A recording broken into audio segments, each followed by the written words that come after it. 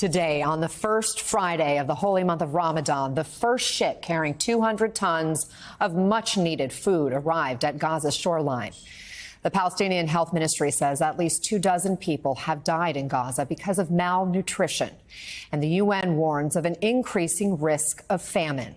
NBC's Raf Sanchez is reporting from Jerusalem for us. Raf, fill us in. Hey there. Israel's cabinet meeting several times over the course of the day. Two important announcements coming out of those meetings. The first, Prime Minister Benjamin Netanyahu has approved an Israeli military plan for an attack on the city of Rafah.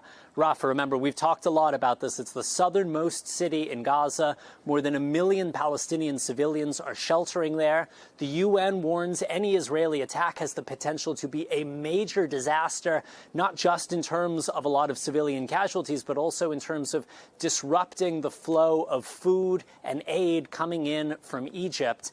Now, Israel says this plan will have two phases. The first is to evacuate civilians out of Rafah into areas further to the north. And the second is to attack the city itself, where it says Hamas's last battalions are hiding and where they are holding a number of those 134 Israeli hostages. Now, the White House has said it will oppose any attack on Rafah without what it calls a credible plan to get those Palestinian civilians out of harm's way. Secretary of State Antony Blinken says at this point, the U.S. has not seen Israel's plan, is not able to judge whether or not it is credible.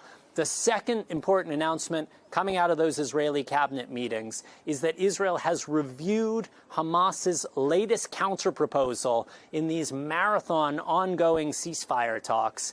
Netanyahu is saying that the counterproposal is still unrealistic, but despite that, he is also sending Israeli negotiators back to the table in Qatar. Now, that is significant because in the past, we have seen Israel dismissing Hamas's demands and saying, we're not sending any negotiators until they get serious. This time, the negotiators are going back to the table. That is a possible sign of progress.